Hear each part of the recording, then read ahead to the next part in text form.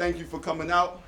The next voice you're going to hear is none other than our 27th District Representative for Congress, Melodie Baker. Let's greet her with a nice and warm round of applause.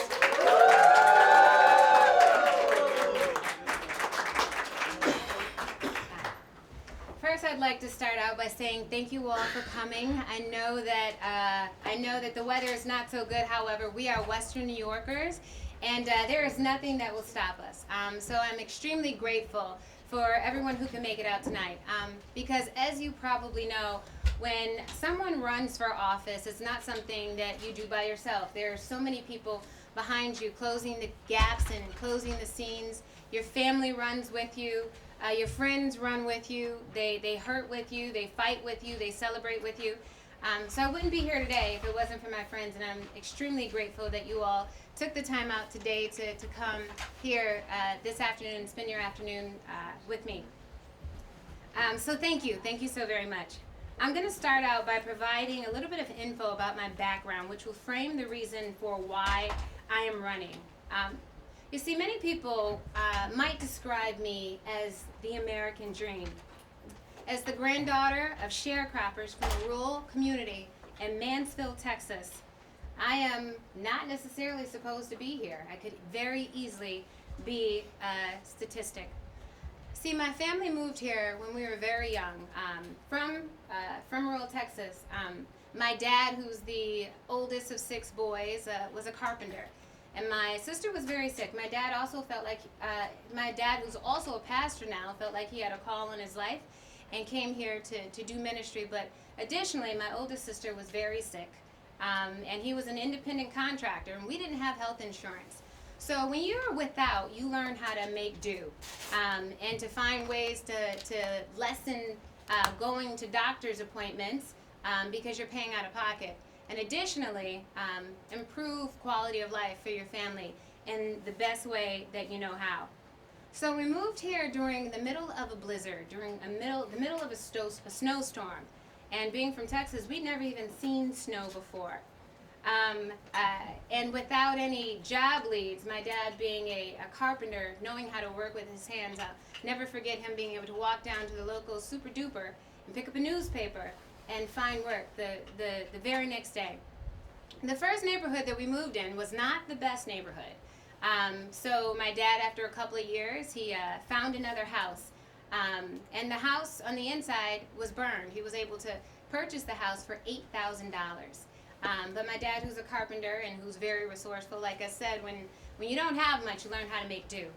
He went to a woman and he asked her to put him on a monthly payment to pay that $8,000 bill off. And because we moved here without any other family, it was just my mother, my father, and my 2 older sisters. The 5 of us remodeled that entire house from the ground up. I learned how to drywall, put down floors. I can roof a house. But it's something that you learn how to do when you need to find a way to make ends meet. And that's one of the things that I've found that has been incredibly important with Western New Yorkers. They find a way, no matter what. We come together. I'll never forget when my family moved here, we slid off the side of the road because we didn't exactly know how to drive on slippery streets. And we had about 4 trucks, 4 different groups of people who already saw us out there come around and help us to pull us out of that ditch. Well, very much so like being in that ditch, we are kind of in a ditch today. We're having more challenges than we've ever had before. People are hurting, and people have needs and tremendous amount of needs. And it's something that I can certainly identify with. I started this out talking about the American dream. I struggled tremendously with literacy. Many of you all might know me as an education advocate and might just think that I'm an extremely passionate person. But I understand firsthand what education can do for someone and how it changed my life personally. I didn't learn how to read until I was in the 3rd grade. And if you're an educator, you realize that in the 3rd grade, you're no longer learning how to read, you're now reading to learn. So if you don't learn how to read at an early age, your trajectory can be awfully dim. It took a teacher's aide to spend her lunchtime with me to ensure that I could read. And in approximately 7 months, I was reading on the lower end of a 3rd grade level, but I was at least reading. By the time I was in the 5th grade, I was then reading on a 7th grade level. By the time I was in the 9th grade, I was reading on a 12th grade level. That teacher's name was Miss Sue. When we started out, she told me that I was going to become a time traveler, and she was going to give me the skills that I needed to get there. I didn't understand exactly what she meant, but I understand now, because learning how to read for me allowed me to transcend the destiny and the zip code statistics that could have very well have made it very difficult and challenging to survive this life.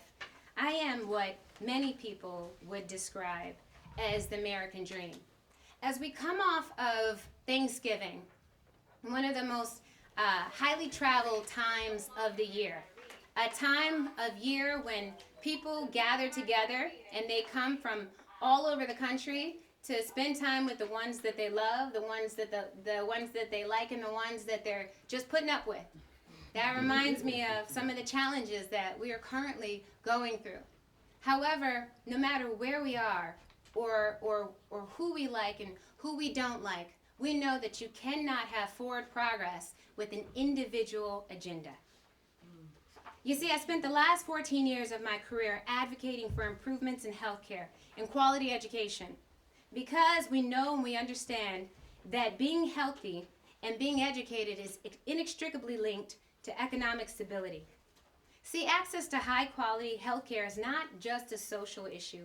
It is a basic human right. Medicare should be available to everyone who wants it.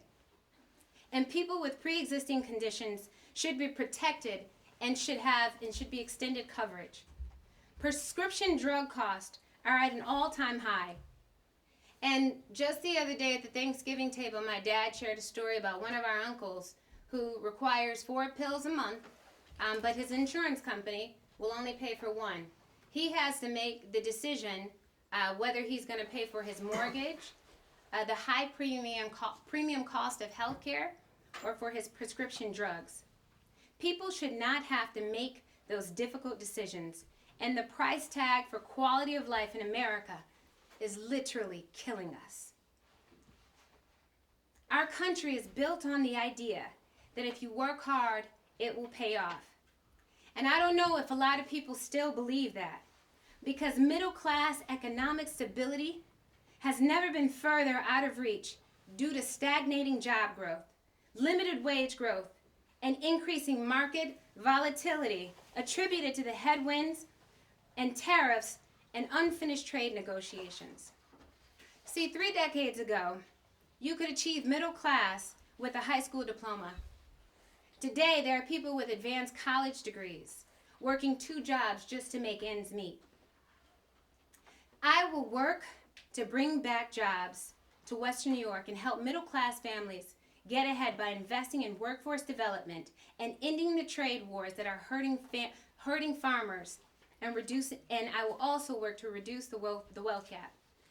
Many, again, of you know me best as an education advocate. I focus my career on education because I know that education always has been and always will be the greatest equalizer and the greatest risk of poverty.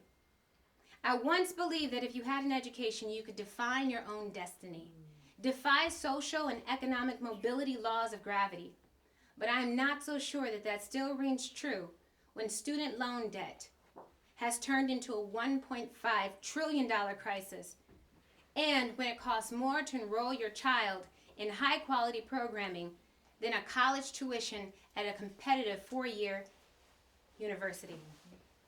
I'm running to prioritize investing in early education so families will not have to compromise quality child care to survive. The 27th district needs to be a place where families know we care about their children, because they're our children too. I will create opportunity and strengthen education by investing in skilled trade training and giving teachers the tools they need to succeed, and making college debt-free so that families can afford higher education. And finally, I'm running to protect retirement security and honor our veterans by defending the Social Security and Medicare benefits seniors have paid for and have earned, and ensuring that veterans get the care and benefits that they deserve. And that is what we do in Western New York. When I shared my vision about the 27th district, some people say that it's a tall order. Some people say that the district is too red, it's too Republican, it's too big. But I assure you, I've spent the last 14 years of my life building trenches, building bridges to get people to work together. Because we know, again, that there is no such thing as forward progress with individual agendas. We've sent people to the moon, we've cured versions of cancer, and we elected a black president with the name of Barack Hussein Obama. So don't tell me that my order is too tall. People working together can accomplish anything. And I know that there will be naysayers. I know that people will say that doesn't matter what you show them, they won't listen. People will say that you can lead a horse to water, but you can't make them drink. It's never been my job to make anybody drink. It's been my job to make them thirsty. Wow. I'm running for the 27th district because I've seen firsthand how partisan politics and corporate interests in Washington are holding our government hostage. I'm running because it's time to take back what belongs to the people. I'm running because people are hurting, and we can do better. We can do much better. I'm running because if you want something bad enough, you'll give your time, your peace, and your energy to achieve it. I'm running because we are in trouble, but together we can fix it. You cannot say that you love this country. You cannot say you love this district or this community if you don't love each other. Yes. So just like the Thanksgiving dinner, when we gather around the table with the people we like and the people that we love and the people that we have to put up with, I'm asking you today to gather around the table and help me build the bridge. Help me build something that we can all be proud of.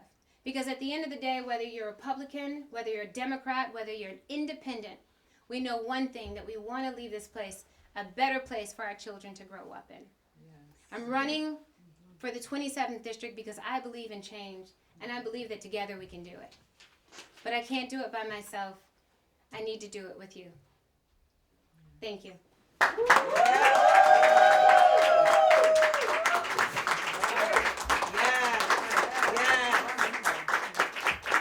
So if anybody has any questions, I'm happy to answer questions and to share or explain or clarify the vision. Going back to something you just said, the 27th is rural, Republican, conservative, and white. You clearly aren't most of those. Do you think that you can build enough of a victory margin here in Clarence and in Amherst and so forth, in areas that Chris Collins built on, obviously, to overcome the Republican in the rest of, in the other, 9 counties? Well, that's an excellent question, and you're absolutely right. I am not the traditional candidate for an R+11 district. However, I'm reminded of a campaign, Lucy McBath, a woman who also happened to be an African-American woman who was in a very similar district, an R+8 district in Georgia. And her opponent, which was an opponent that looked more traditionally like a heavily Republican opponent, lost the victory the year before extremely narrowly. And it took someone who did not traditionally look like the district to bring the district together.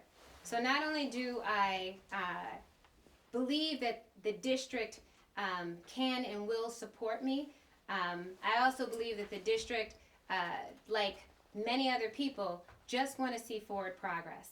They want to see real change.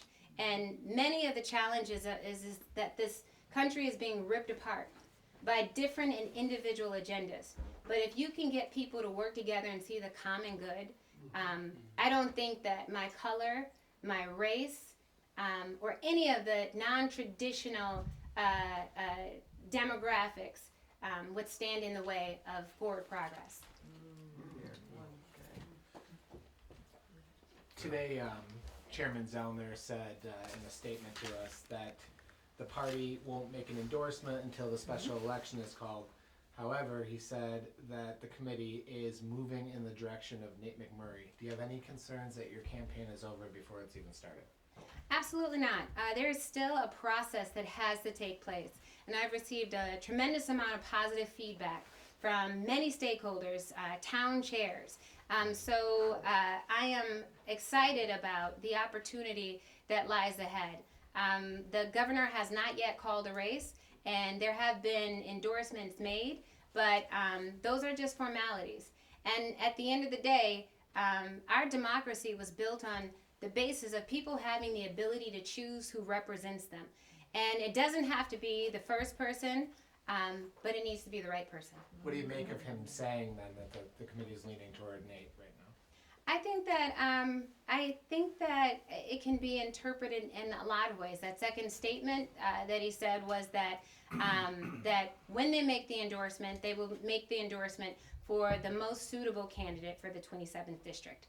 And I think that I have a story that a lot of people can align with, and I just need the opportunity to get in front of them. So you keep working straight through until this special election's called and all the designations are finally made here? Absolutely. I'm a Western New Yorker, so I am naturally a Buffalo Bills fan. And I remember 25 years ago, the Buffalo Bills were playing the Houston Oilers. They were down about 35 points, and we called that the greatest comeback in history. Frank Wright was the quarterback. He came in for Jim Kelly. And a lot of people were down and out.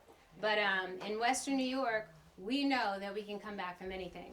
So as far as I'm concerned, I am extremely confident that moving forward, and if given the opportunity to present my case, that people will agree and people will align.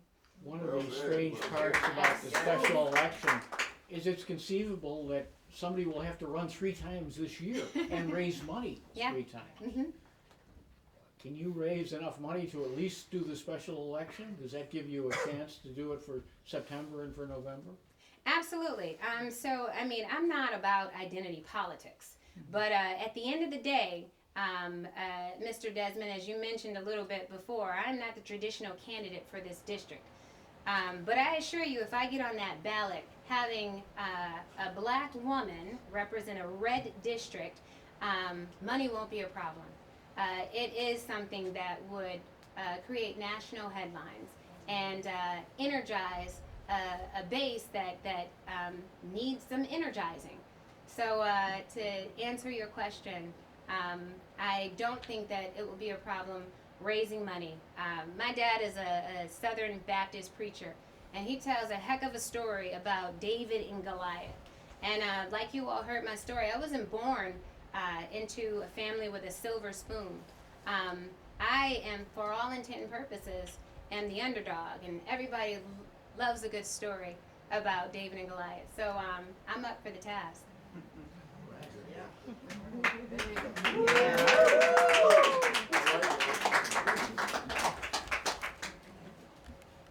Any other questions?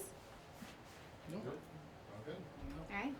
Thank you all so much for coming. I sincerely appreciate you coming out to support this effort. I could not be here without you, and I'm extremely grateful that you all came out today. Thank you.